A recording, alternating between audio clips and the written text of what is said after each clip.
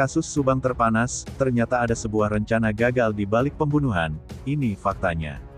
Namun sebelum kita lanjut, mohon luangkan jari Anda untuk menekan tombol like dan subscribe, agar kami lebih semangat menyajikan berita-berita terupdate untuk Anda, dan tonton video ini sampai habis, agar Anda tidak setengah-setengah dalam mencerna sebuah berita. Siapa sebenarnya tamu yang datang di malam kejadian? Apakah benar tamu itu adalah orang terdekat kedua almarhumah atau bahkan keluarga sendiri yang kala itu datang untuk hanya sekedar bertamu dan membicarakan sesuatu hal? Kemungkinan awal terjadinya kasus ini adalah konspirasi penculikan, namun akhirnya semuanya gagal atau rencana itu gagal karena Ibu Tuti Suhartini meninggal dunia dan akhirnya juga almarhumah Amalia Mustika Ratu juga menjadi korbannya. Kemungkinan ini adalah persoalan utang piutang, namun hal ini tidaklah mungkin terjadi, tapi Pak Yosef Hidayah memiliki banyak hutang. Mengapa tamu itu datang dan tidak ada satu orang pun yang melihatnya? Apakah tamu itu sudah berjanji kepada kedua almarhumah, dan kemungkinan awal tamu itu datang pada malam hari hanya ingin meminjam uang kepada kedua almarhumah. Namun di saat tamu itu sudah sampai dan mereka berbincang-bincang sebentar, almarhumah Ibu Tuti Suhartini tidak memberikan utangan itu. Sedangkan almarhumah Amalia Mustika Ratu tidak ikut ngobrol bersama tamu-tamu tersebut, dan lalu tamu ini sengaja datang di tengah malam dan juga yang membukakan pintunya adalah almarhumah Ibu Tuti Suhartini. Sedangkan almarhumah Amalia Mustika Ratu malam itu sudah berada di dalam kamarnya, dan hal ini bisa kemungkinan sekali benar dari ucapan Pak Yosef yang pertama kali memberitahukan kepada saksi Danu bahwa adanya penculikan. Jika kedua almarhumah ini diculik, tentulah konspirasinya yaitu meminta tebusan, dan kedatangan tamu ini sebenarnya kemungkinan sudah berjanji dengan kedua almarhumah. Atau juga bahkan tamu yang datang malam itu adalah keluarga mereka sendiri dengan berpura-pura untuk meminjam uang, namun almarhumah Ibu Tuti Suhartini tidak memberikan pinjaman itu.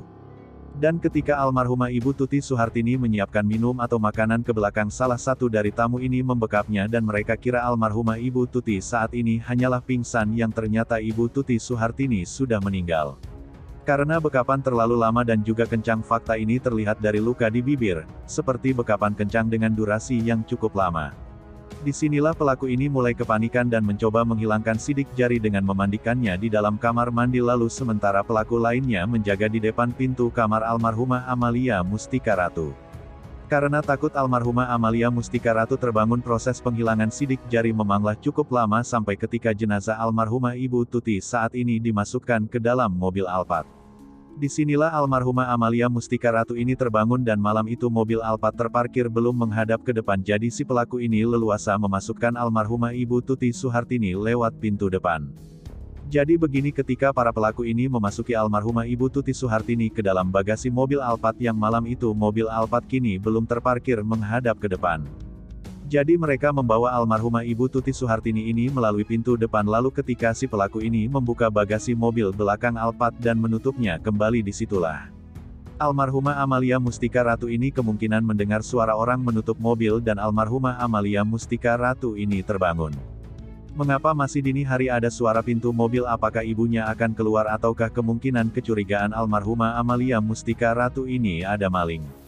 Lalu ketika almarhumah Amalia Mustika Ratu ini keluar, di depan pintu kamarnya sudah ada pelaku lainnya yang menunggu, dan langsung saja pelaku itu memukul almarhumah Amalia Mustika Ratu.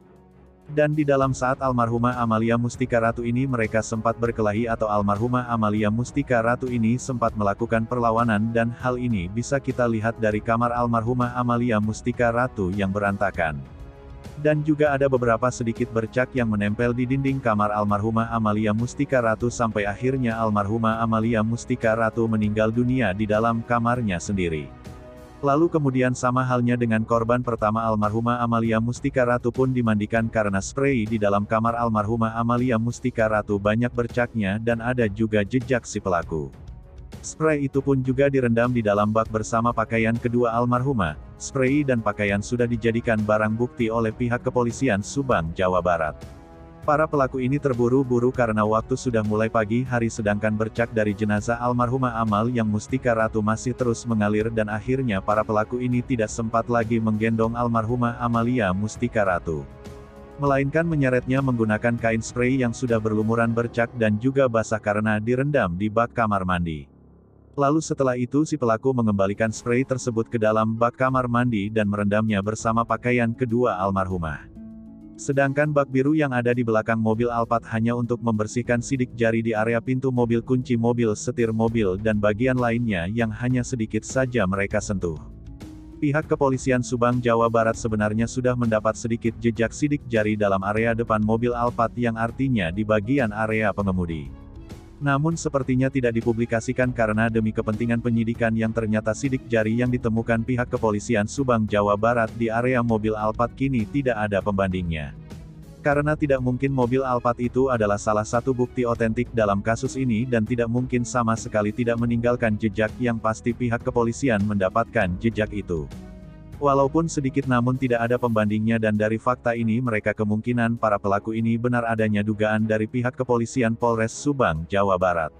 Atau Kapolres Subangnya langsung yang menduga adanya keterkaitan orang dekat kedua almarhumah dalam kasus ini dan Pak Yosef Hidayah sangat-sangat merasa kehilangan anak gadisnya yang ikut juga menjadi korban.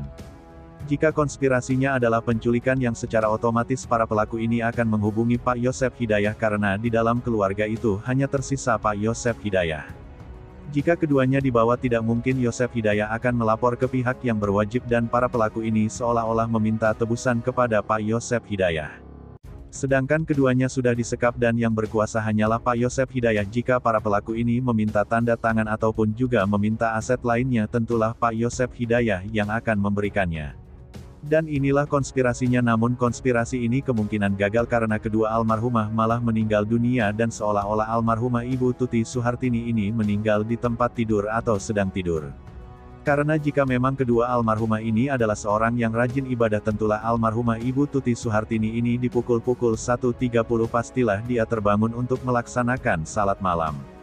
Namun konspirasi penculikan di luar dugaan Danu Yoris Pak Yosef Hidayah mereka tahu persoalan kasus ini namun mereka ini saling menyudutkan dan hal ini sudah direncanakan.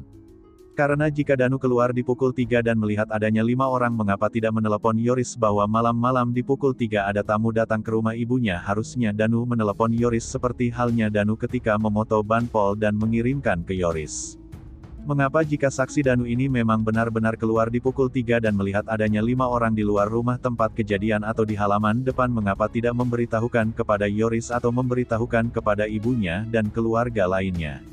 Bahwa pada pukul 3 malam-malam ada 5 orang atau tamu yang datang di rumah almarhumah Ibu Tuti Suhartini dan almarhumah Amalia Mustika Ratu. Namun faktanya Danu tidak bisa membuktikan hal ini.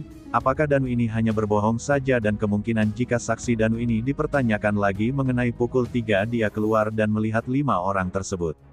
Taksiran Danu tidak akan bisa sama sekali untuk membuktikan dan fakta ini belum pernah kita dengar ada hal ini, hal yang tidak wajar jika ada tamu di pukul 3. Nah, gimana menurut kalian? Terima kasih telah menyimak video kami, nantikan video menarik lainnya hanya di channel Up Info.